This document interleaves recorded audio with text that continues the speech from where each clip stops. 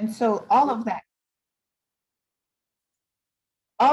that is like food and agricultural and influences like what we see in our communities and how we eat.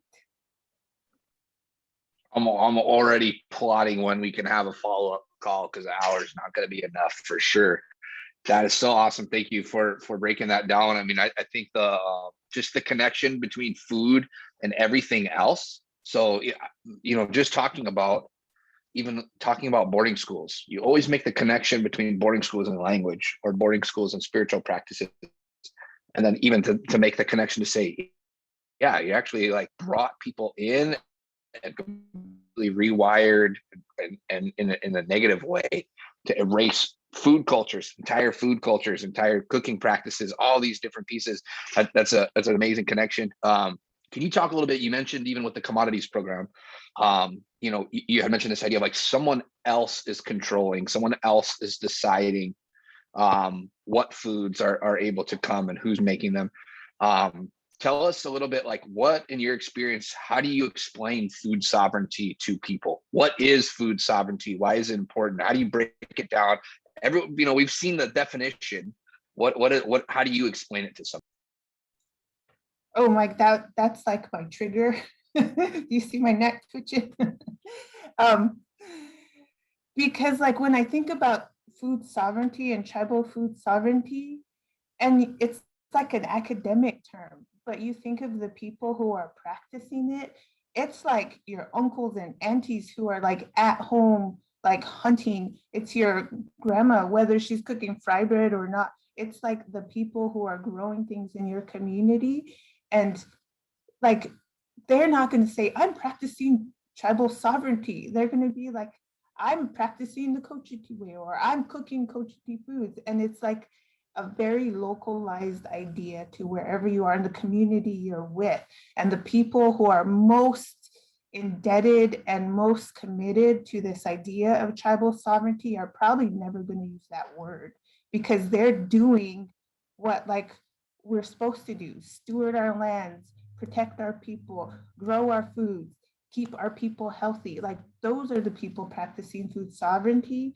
And so when I talk about it with Indigenous people, it's very different than when I talk about it like at a conference on a panel, or like when I'm writing a paper, because there is like a definition. It's about the control of the food system, whether that be like supply, processing, management of the land, and like consumption, like localized control of all those things. And tribal sovereignty has a lot, well, I guess it could tie to more retail, like food um food supply chains, like the ability of people to actually buy the food or have a grocery store in their community. But sometimes those concepts are not relevant in Indian country, because very few communities have like brick and mortar retail food stores. But we have people in our community who are very knowledgeable about our lands, very knowledgeable about our histories and what we ate, and still like maintain those bodies of knowledge that would give whole communities access to food. Some of the law that prevents that are like regulations against hunting and fishing, or even, which often, this is why like the conversation about hunting and fishing is so important, is because it's one of the like pillars of food sovereignty in our communities. We need to have access to lands and water and our animals in order to maintain this food system for our communities, but like for our responsibility to this entire region. When that environmental balance is off, we're all off. The whole world is off. And so it's like tribal sovereignty is a very huge concept, but when you whittle it down, it's the people who are on the land and who are trying to take care of the people. All of that in that like one sentence. Long way, so long-winded. Sorry, Mike. That was perfect. I love that you gave a breakdown on the everyday things that we as those people living in the communities can do to help combat that. But on a bigger scale, who's fighting those fights and making those changes when it comes to the laws and I guess just the information being put out there to the public on a larger scale. Who's fighting those fights, and what can we do to support that? Well, one, I think of specific people, but like when we're Indigenous, like you think of communities and entire communities, because none of us can like fight these fights on our own. So I think of like the Indigenous Food and Agriculture Initiative at University of Arkansas. They do so many policy briefs about food law and agricultural law, and they come up with them all the time. Like they're a really good ally. And then you have the Native American Agriculture Fund. It's the largest fund ever given to Indigenous people, not just in food, but ever. It's like $265 million about. And so, if not more, and they're giving out grants, to support tribal food sovereignty, tribal producers particularly. And I think of like the Native Farm Bill Coalition, like their whole purpose is to challenge and insert in tribal interests into the largest agricultural legislation in our country. So like those three organizations, like they're doing it. They're pretty amazing. Talk a little bit about, I mean, this is kind of, I don't know, this is a pretty exciting time, I think, in terms of if you're going to talk law and you're going to talk potential, new initiatives coming through this American administration, at that level, at the federal level. There are a lot of amazing Indigenous people being put into important decision-making positions within this government, which is amazing. Talk to us a little bit about, what do you see as the opportunities and some of the hopes that you have for the next so many years, for things that can help Indigenous communities practice and push forward their sovereignty. Absolutely, you're totally right. Like we've seen the appointments, and a lot of them come from South Dakota, which is crazy. Like Heather Dawn Thompson at the Office of Tribal Relations, Zach Dushno, who came from the Intertribal Ag Council, who's Cheyenne River. Like they got pretty high up appointments in the USDA, which is like crazy because the USDA, if people don't know, the USDA and the FDA control most of like food law in this country. The EPA has like a little portion of that, but it's USDA, FDA, and EPA who really control food law. And now you have like Indigenous people in some of the most pivotal positions. But it's going to be hard, right? They're trying to infiltrate and influence a very old institution. We Indigenous people understand how the government works. We've had to deal with them for generations. And now we have people who are placed in these pivotal positions. So they're going to need our support. They're going to need our patience, and they're going to need like people commenting on things they ask us to comment on. So like if you don't know where to find like what's the Federal Register to comment on stuff, like at least find their web pages and their Facebook pages just to be in the know, just to be able to respond when they ask us to respond. And there's so much concern over like drastic environmental changes. Right? We have like water shortages in California. We have like dramatic weather events that are affecting food supply chains.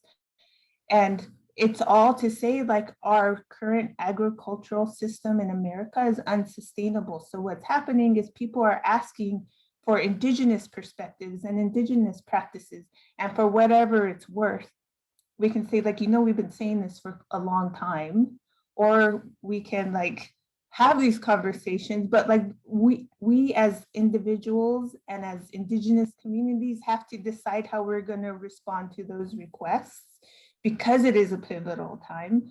And so like there's so much excitement and so many things to do, but really like I think most importantly for me, it's like having patience right now with one another and supporting one another. Like it's when people feel like they're backed into a corner, like many agricultural people do right now because of the drastic climate changes, because of the like political arena, like you know, the reactions are not always steady, they're not always balanced. And so when Indigenous people get approached for input or get approached for perspective, and even sometimes it's very extractive, like we have to be able to, we should prepare ourselves for a response to those kind of things. Mike, I forgot what the question was. I'm just going off. So No, you sorry. keep going. You nailed it. So actually, let's keep going on that, because that's it's such an important perspective to remember. You know, this idea, now it's become really popular to say, oh, let's incorporate this this indigenous farming practice, this, you know, but it's not in any, it's not connected to any cultural, spiritual teachings. There's nothing that comes around right relationships and the responsibilities that come to food relatives, right? There's so much really that can go into food, and when you just cherry pick things out, or when you ask for an opinion and you kind of just take it, do whatever you want with it, there is a really extractive quality. And I'm thinking about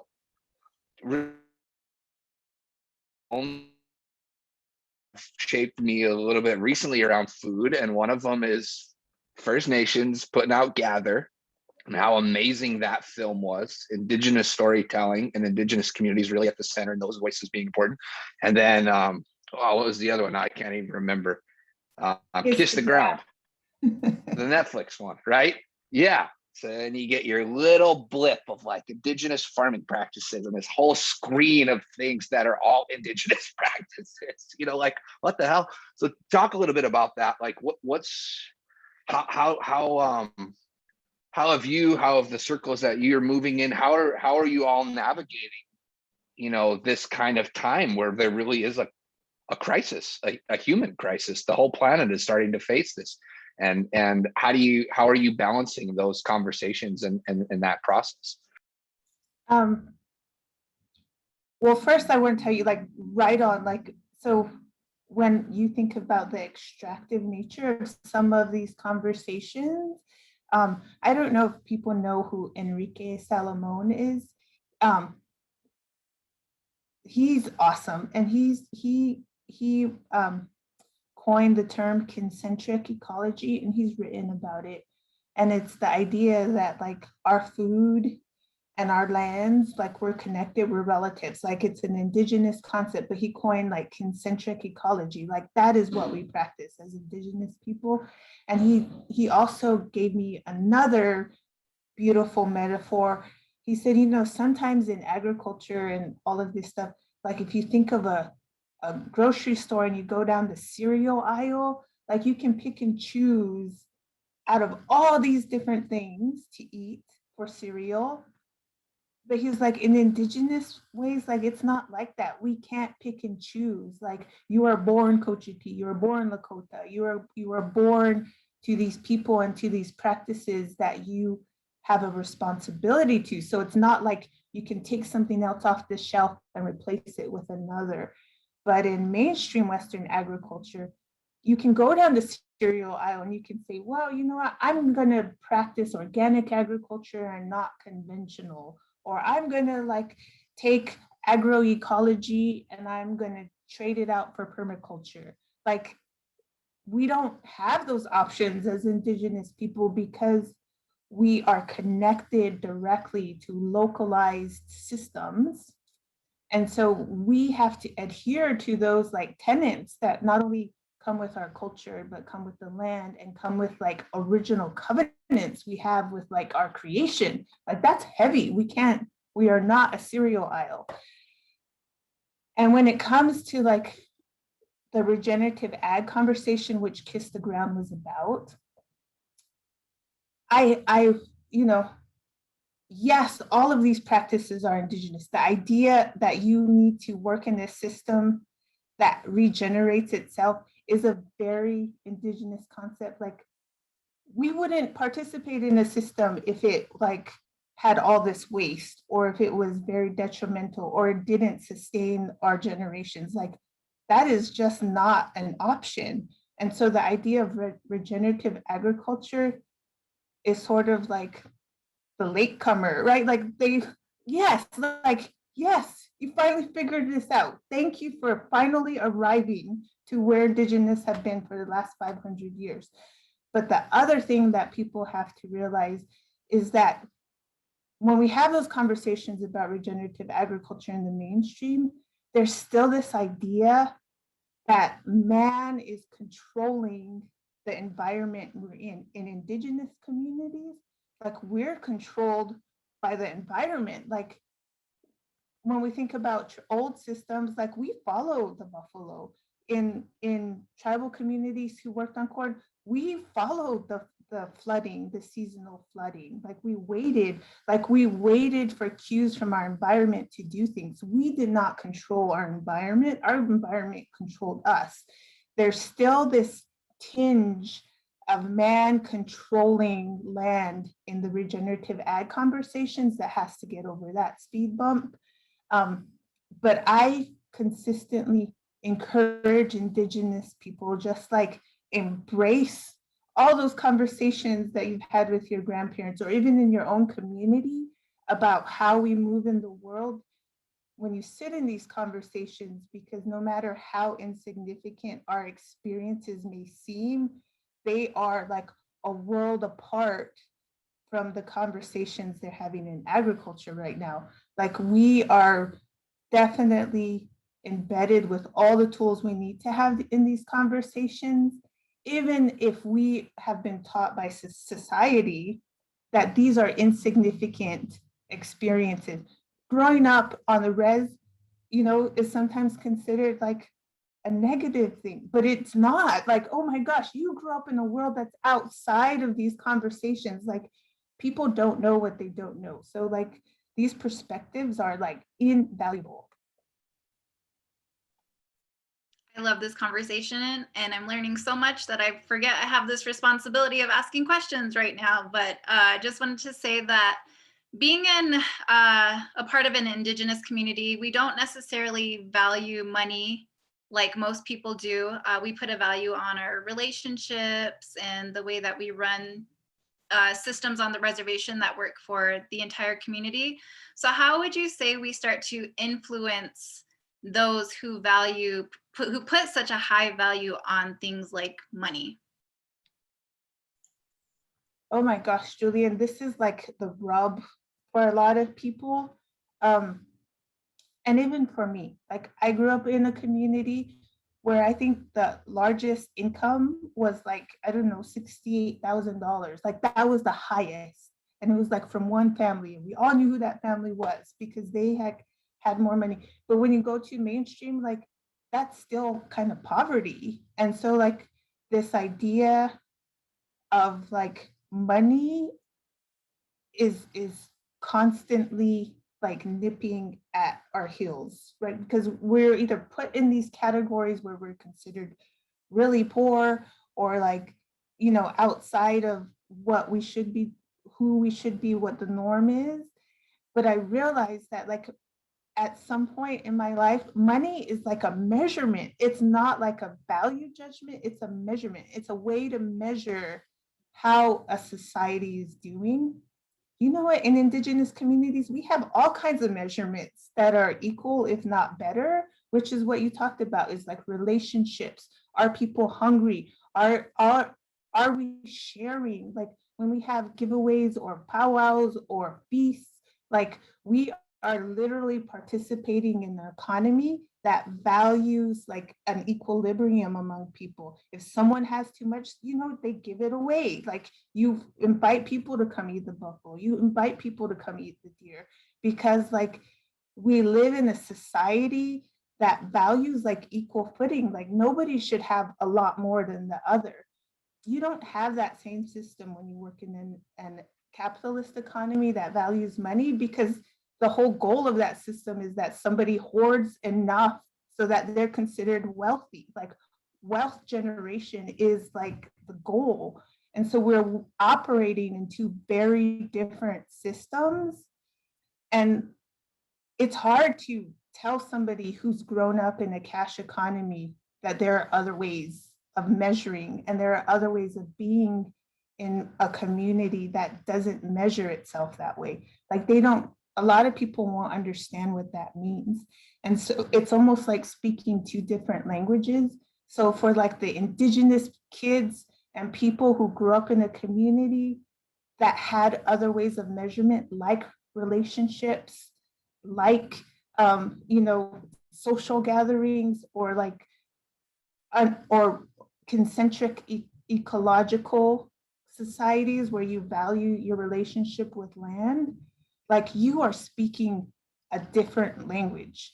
You have another language that you can offer the world. You have another language that most people are not going to understand. So like, to me, it's like, one, protect it, participated in it fully, so that like you create the opportunity for other generations of Indigenous people to participate in it, because we got to make sure it's still around and it exists, and we don't fully buy into the idea of the capitalist system. We need to maintain this other like community measurement and this other community way of being in order to ensure it's right. So I don't know how we influence the capitalist society, and I don't know if we can, but we can ensure that our kids are well versed in this other language of community and measurement.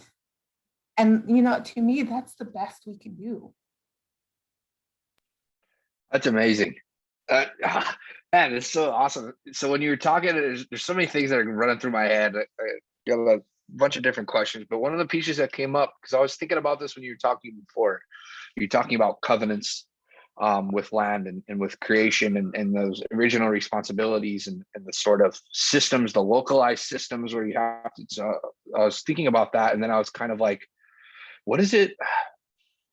What are we seeing? What are communities kind of doing? And when you do have, I'm even thinking about like foods, new foods come. And we've even seen that when we do some of our gardening work. Like, how do we garden? Like we know what buffalo hunts look like. We know what bringing home deer looks like. We know what harvesting choke's look like. What does gardening look like within this cultural system? And I was thinking about that when you were saying like almost like two different languages and maintaining a language or maintaining a life way. How are you seeing communities navigate like really these new kind of aspects or new relatives or new whatever? Like, how are these foods and these ways being absorbed or adopted or not in intentional ways? What does that process look like? Yeah, this is like that's a heavy question, because if we think back to like new and what that means, like there's a guy named Aaron Loden out of Acoma, and he said this one time. He was like, our practices are so old that they're new. And that's like the truth. Like sometimes the indigenous practices and the indigenous food are the new foods, right? Like, and even to our own people, they are the new food. And I say this all the time, like my job is like, I don't know, I'm not a like person who's very like, I come from a pueblo, we're very like not confrontational, but like I'm fighting for the taste buds of our children. Like if our children are saying like buffalo doesn't taste right to them, it's because their taste buds have been indoctrinated by American food system. If my kids can't eat blue corn mush because it's too bland for them, I need to like change that. I need to figure out how to make sure that our kids are eating traditional foods and that they have a taste for them and that their body is used to like, that's how we get love from the earth, is like through those taste buds, but they're changing. Like if you see more res kids eating hot Cheetos and drinking Coke and Pepsi, like, oh my gosh, like we need an intervention. We need a way to ensure that they have access to the traditional foods. They know what those traditional foods are, and that those traditional foods are sustained within that whatever food system they're participating in. And once that's strong enough, it's almost like learning like indigenous language. This is why language is so important. If you're strong in your base language, your ability to learn other languages, your ability to taste other foods becomes much more adapted. Like you can venture out and try new things if your base is strong, but we got to make sure that traditional taste bud base is strong. We need to be able to like have our kids be able to know how to slaughter a buffalo, even in theory. Like they're not going to pass out because, you know, they see blood. Like kids, like our meat doesn't come in a package, you know. Like we got to teach them that like this is the way you honor our food, and this is how it comes, and this is like how it's connected to the earth. And we know that just through our taste buds. Like it's not even words we verbalize, it's like a language of the earth and our bodies that's practiced through like our tastes. I love that idea of having a strong base, of having a really solid core, and that allows you to explore, to go out and see other things in a way, you know, but you come and you know where you come from, and you know what's important, and you know what the connections and the responsibilities are. I love that. I wanted to ask here, we're starting to wind down. Like I said, this is nowhere near long enough of a show, but you have an amazing perspective in terms of the work you do and how many different Indigenous communities you get to visit with and see and support, and just see what ways they're being innovative and really pushing forward wellness and food sovereignty in their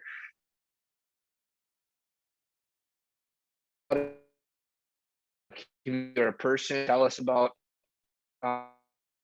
places that you've seen that are doing work that gets you excited and gives you.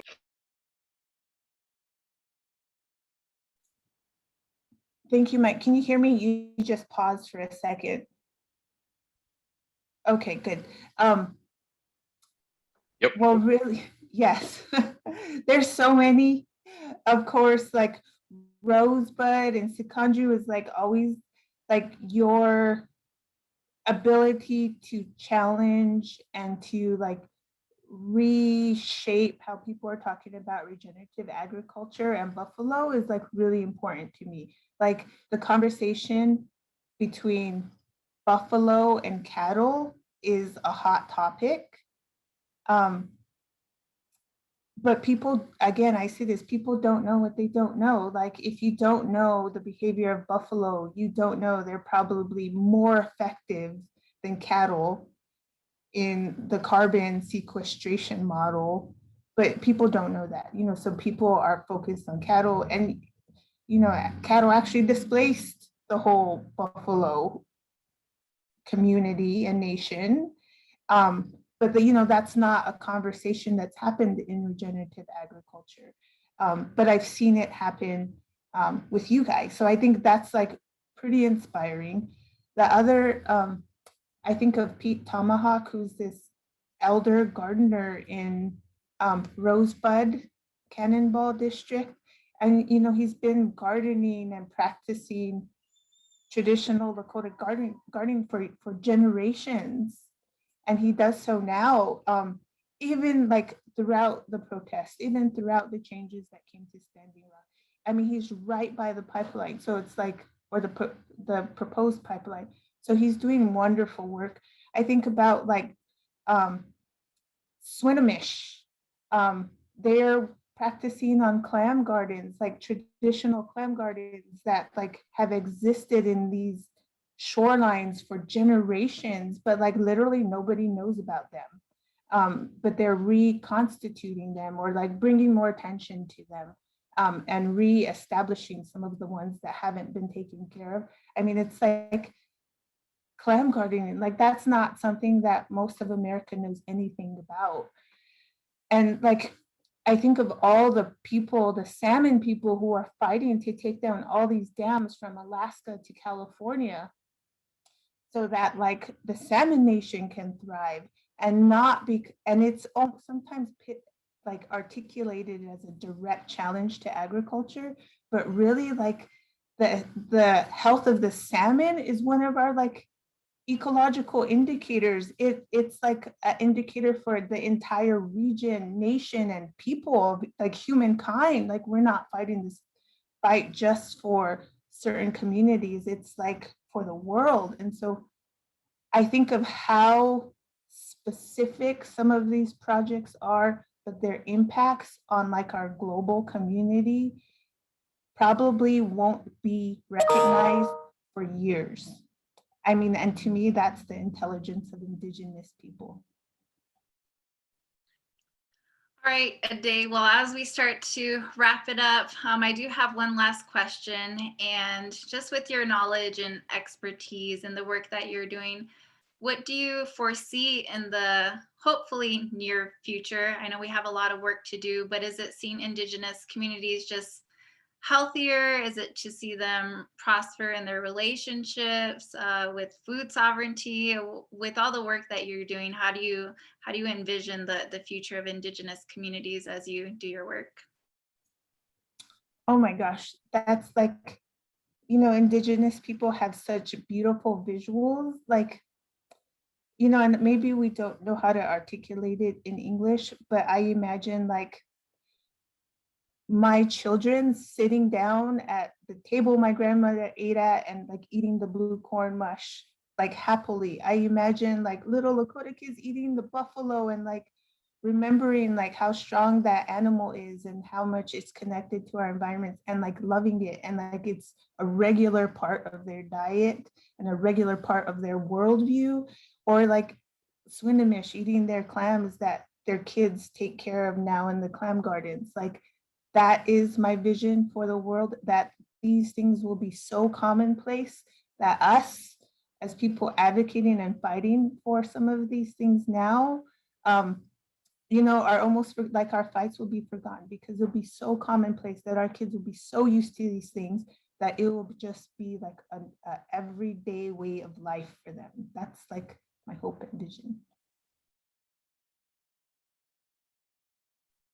Awesome. Well, thank you for all the time and an amazing conversation. I always am very grateful just to be able to kind of talk on some of these things. And every time I'm already like fired up now, you know, and I talked to my wife about this, like we're here in Alaska on vacation. And one of the things we were talking about on the plane over is like, what's in season? What's in season up there? Like, what are we gonna do? Are salmon runs going on right now? Is wild greens happening for tea? And you know, just like thinking about that, even with my own daughter, like how central food is and how central these practices can be for people.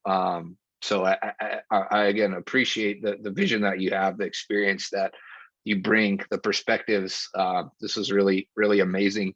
Do you have any last thoughts that you want to share with people who might be watching the show today? Yeah, you know, like in California, in a lot of the dams, when they were having the fish wars, they would say fish on. And even today, like you drive through some of these communities and they'll put fish on the banks of the rivers to remind everybody that we're still fighting for these things. And so I say that to everybody, like fish on, gather on, hunt on, because it's we need to. All right, A-dae. Well, we're going to go ahead and wrap it up. Thank you so much for taking the time to hang out with us today. I learned so much. I know the people watching just are loving it. I got a couple of messages already. So thank you so much for joining us. Thank you. Have a good one. All right. Thanks, A-dae. See you. See y'all.